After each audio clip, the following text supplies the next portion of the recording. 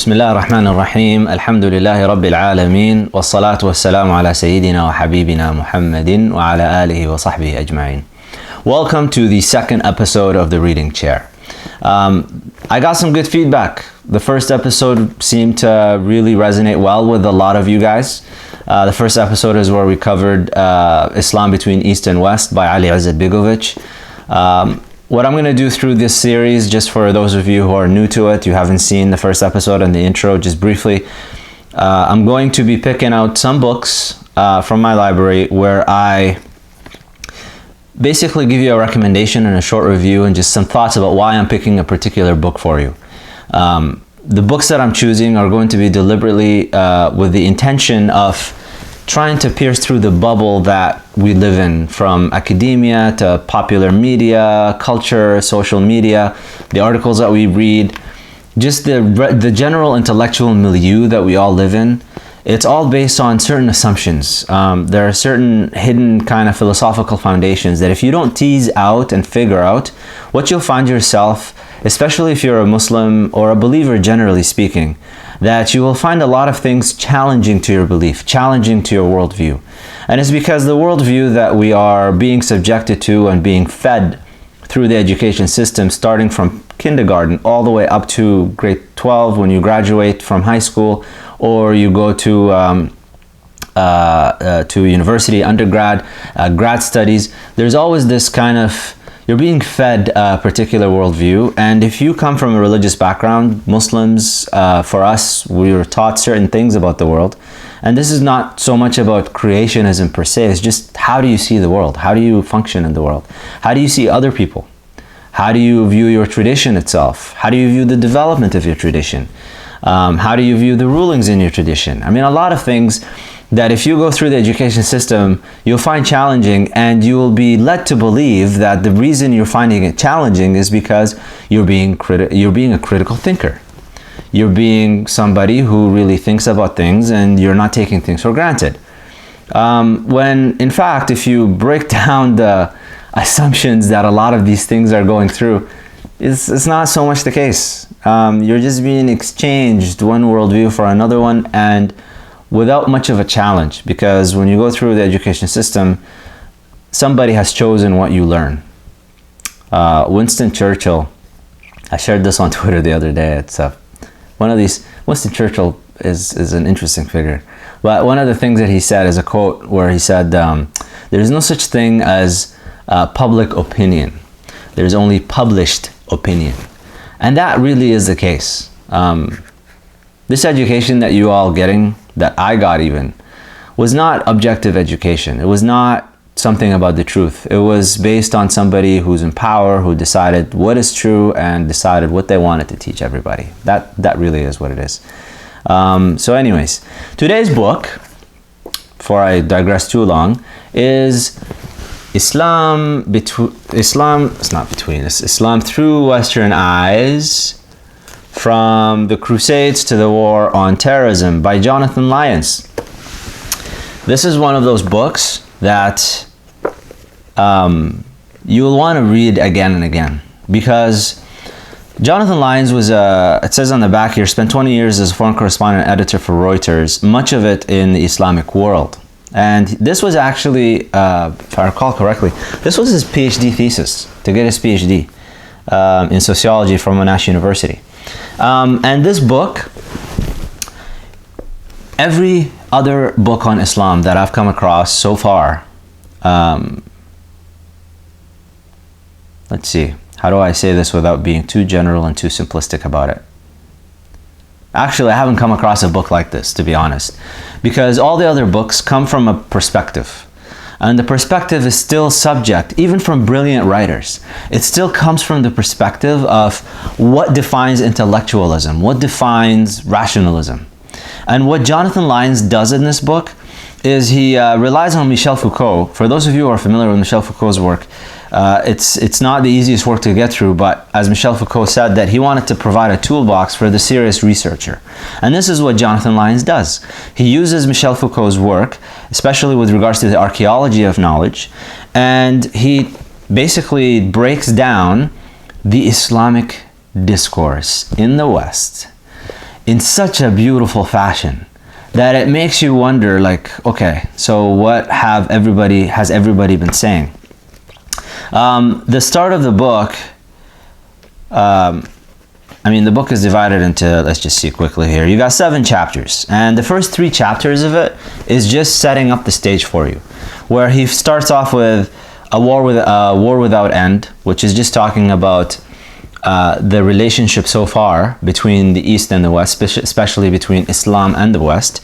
And then he goes into Foucault's toolbox to just explain to you how he is going to use some of the concepts that Michel Foucault presented and came up with to break down the discourse that we have regarding Islam in the West.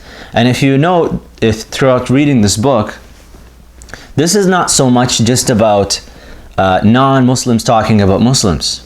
This actually applies very much so to Muslims who go to universities in the West and adopt that discourse and then discuss everything based on that discourse. The problem with it is there is a type of a fallacy with regards to what is considered critical. You're considered a critical thinker in the West, and especially in the university environment, if you go through graduate studies, if you try to dismantle the tradition in such a way that makes everything appear to be the result of social forces.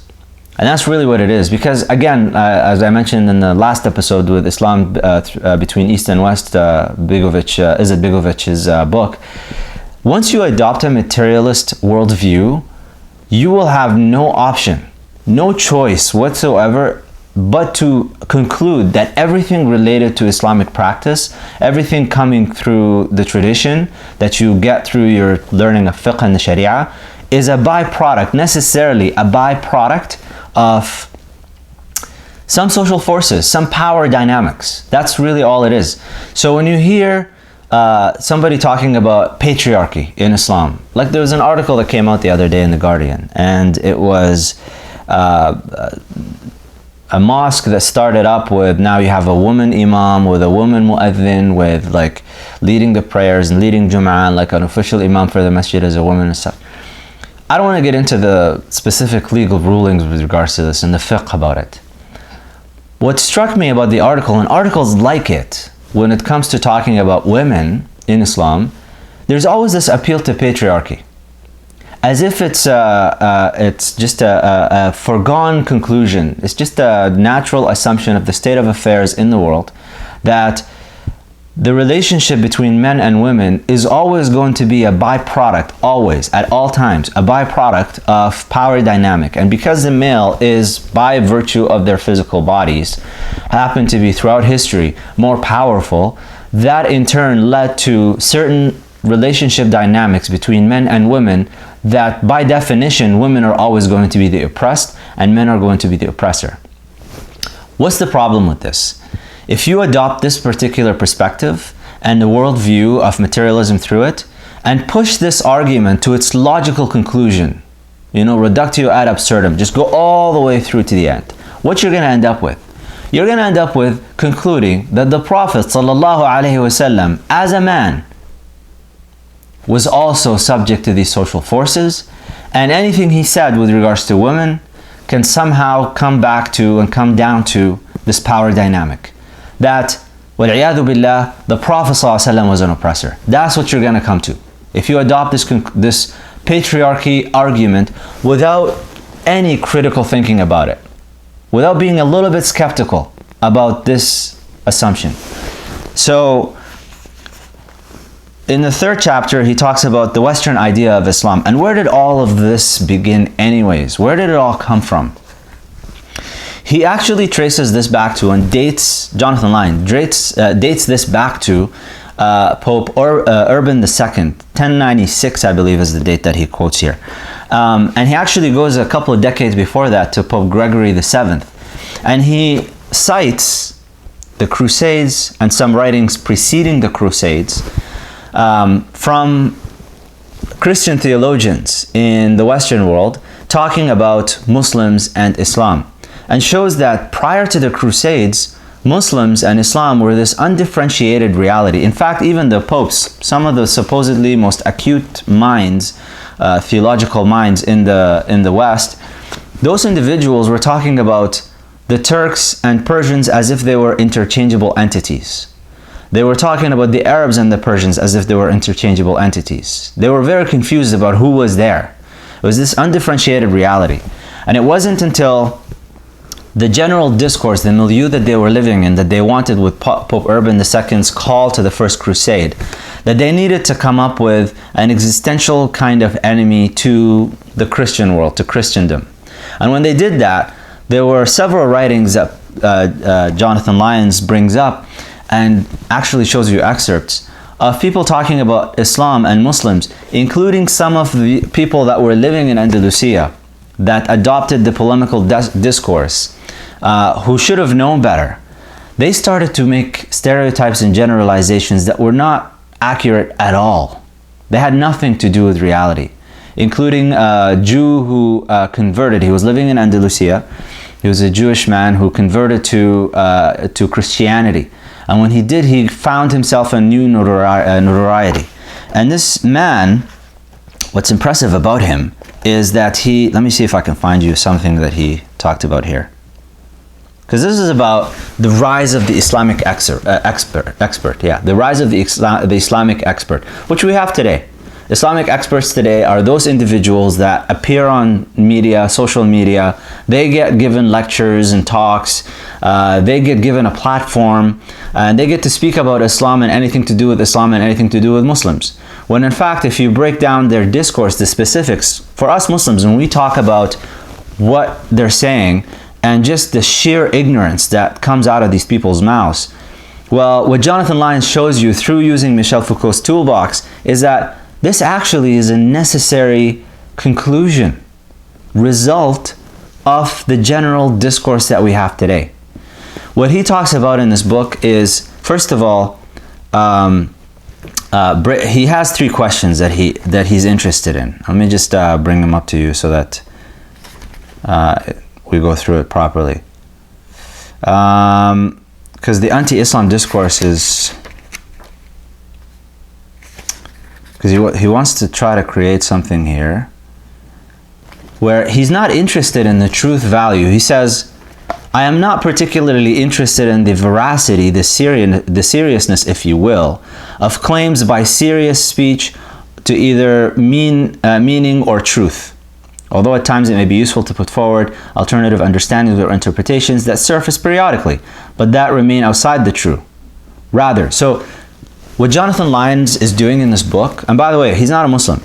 What he's doing in this book, he's not trying to examine what is true, because that's, if you read a lot of books on Islam, a lot of people are concerned about what is true. They're trying to analyze, a lot of the writers, they're trying to analyze what can get us to the proper understanding of what Islam is, what Muslims want, what Islamists are after. I mean, a lot of it is just about trying to get to that. Jonathan Lyons goes beyond that and he says, actually, I'm not interested in what is true and what is not true. That to me is irrelevant. What I'm interested in is how is all of this constructed? This whole discourse, what is the foundation of it? The structure of the intellectual environment that we have, let's break it down. And from figuring that out, he gives you some very logical conclusions with regards to questions that can be asked and questions that cannot be asked, which is quite interesting.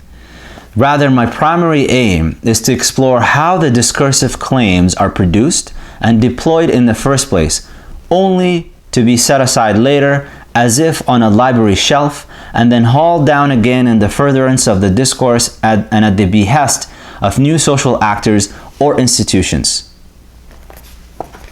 This is the fascinating thing about this. Now, with regards to what he aims, he says he has,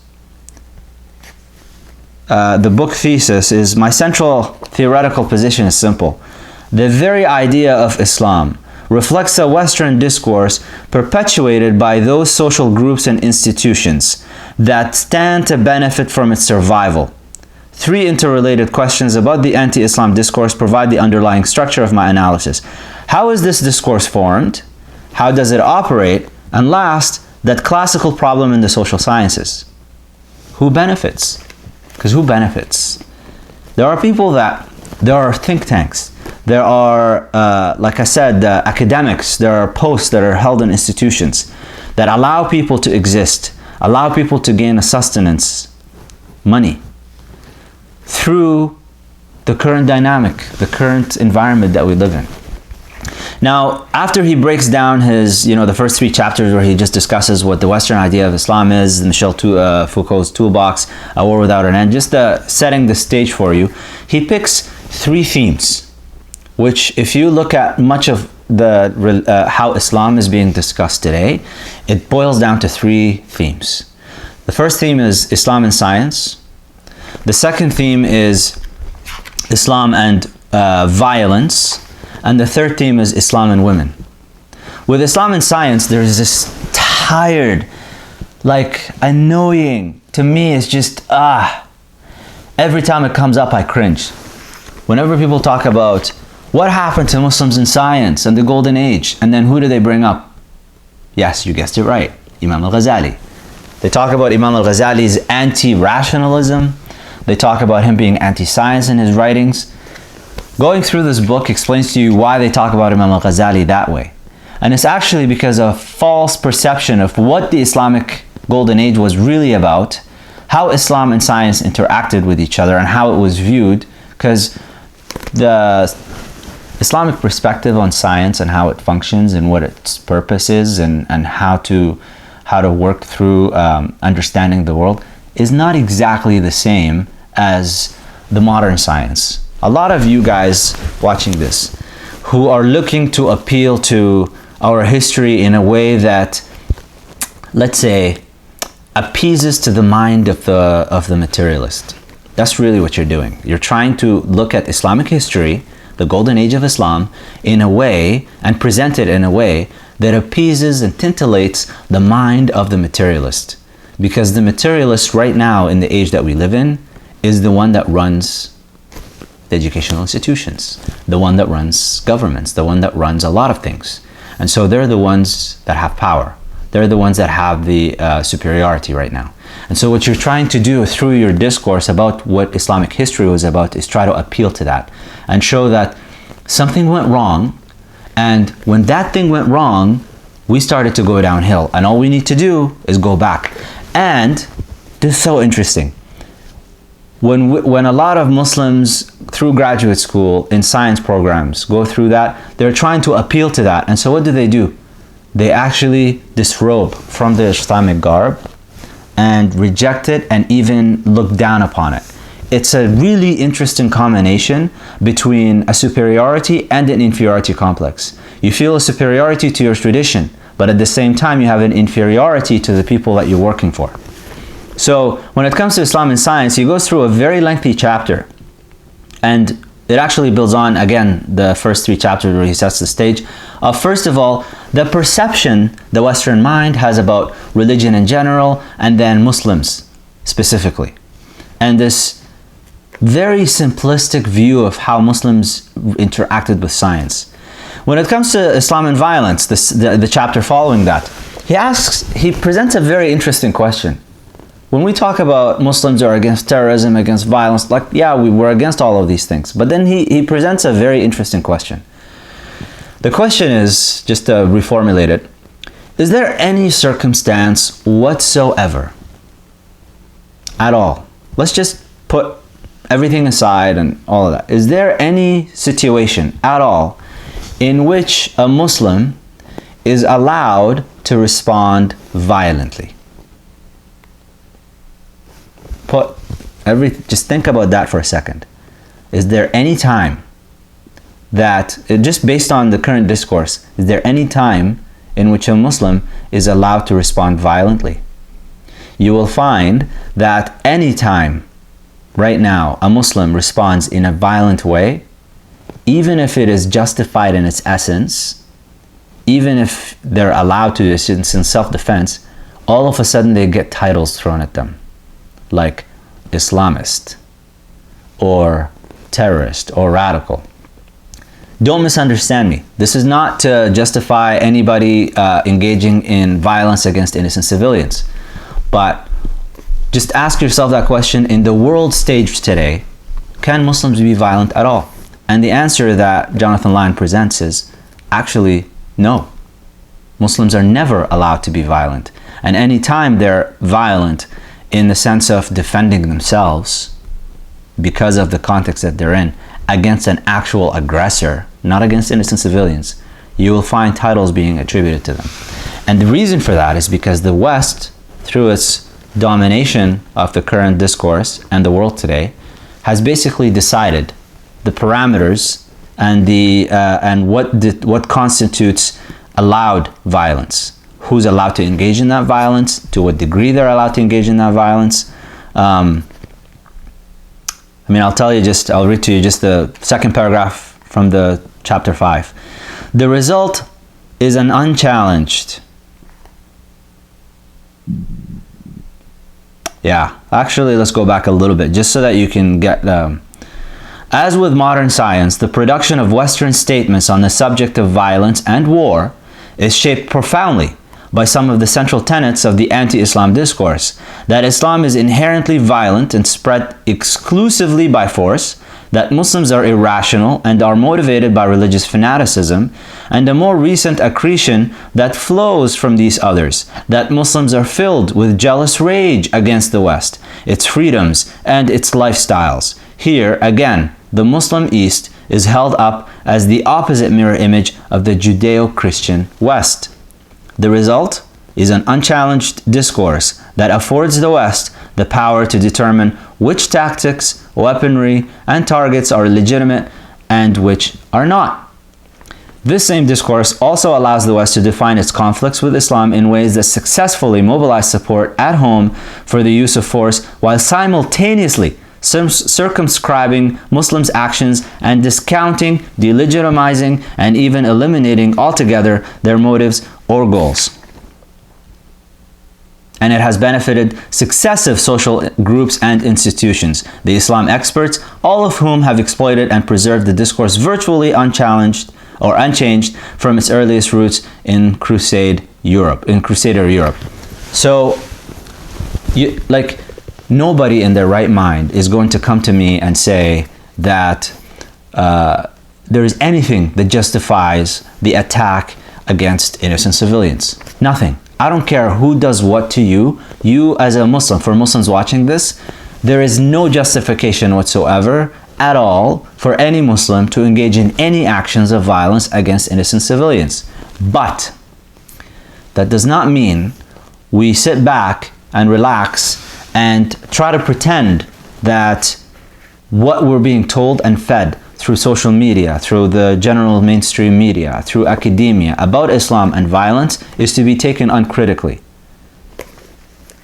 Violence is, when they talk about Islam is a religion of peace, yeah, it's true, it's a religion of peace, but at the same time, it's also a religion of justice.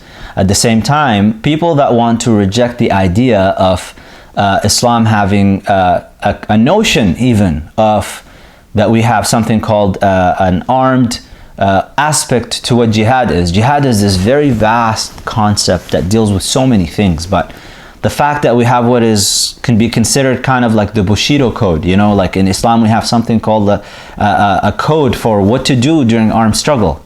And if you look at that code and what is allowed and what is not allowed, you will find that by and large, most Muslims engage in any acts of violence today, most of them, I'm not saying all, most of them, there's no justification. They're breaking the law in all kinds of ways. And I don't care what fatwa you bring me.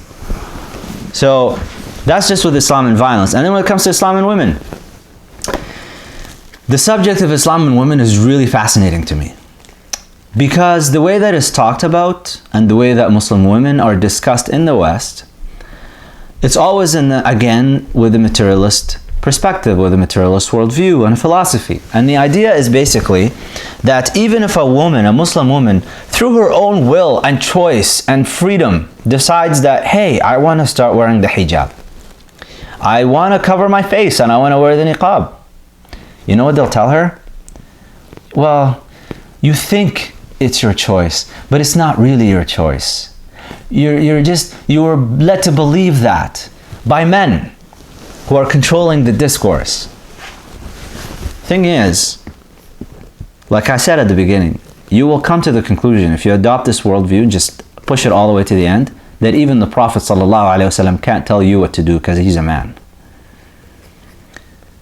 There is this, and Jonathan Lyons brings this up. He says that the notion that Muslim women could be acting, or Muslims in general, but in this context, Muslim women could be acting out of their own desire to please God and just follow religious injunctions is not allowed in this discourse.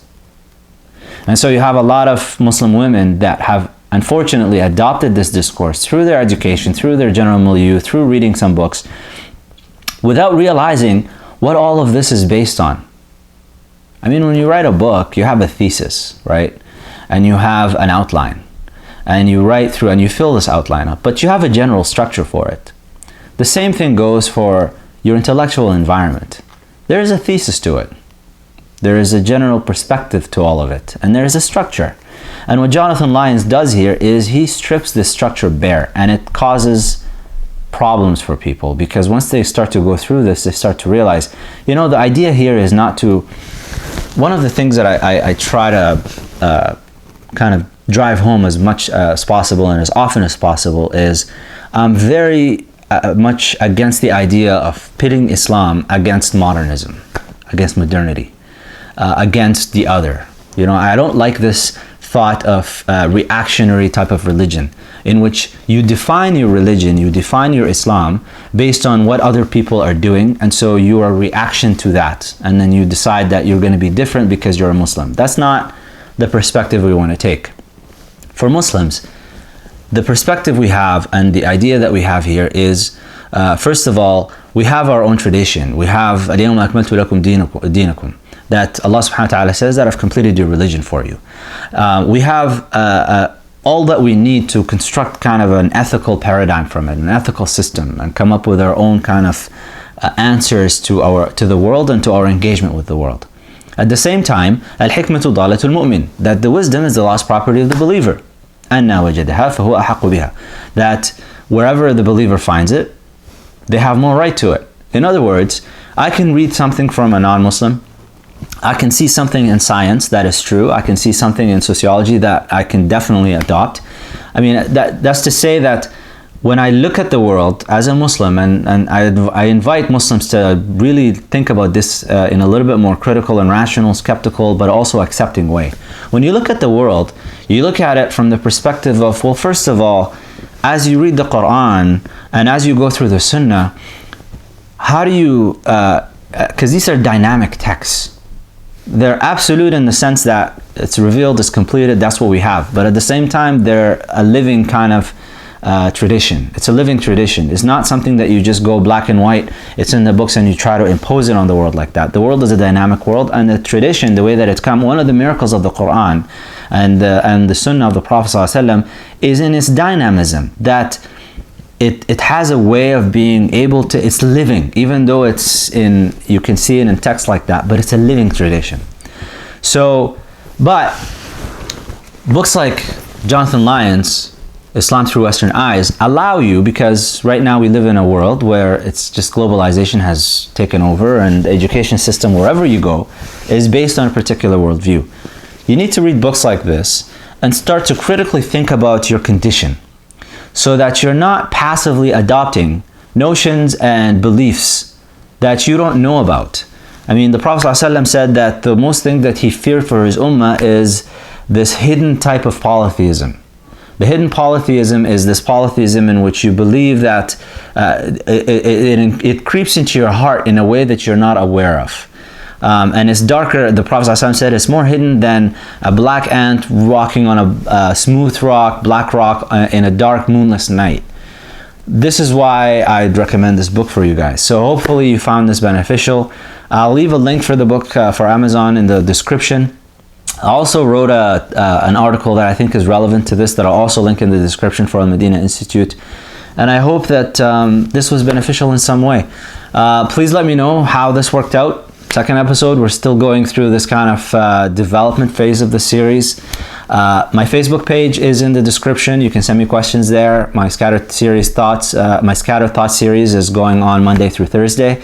So please send your questions through there. You can follow me on Twitter at Muhammad Ghailan, and you can also follow me on Instagram if you don't know that I have an Instagram account where I just share some things there. So yeah, I think we're done. سبحانك اللهم وبحمدك أشهد أن لا إله إلا أنت أستغفرك وأتوب إليك.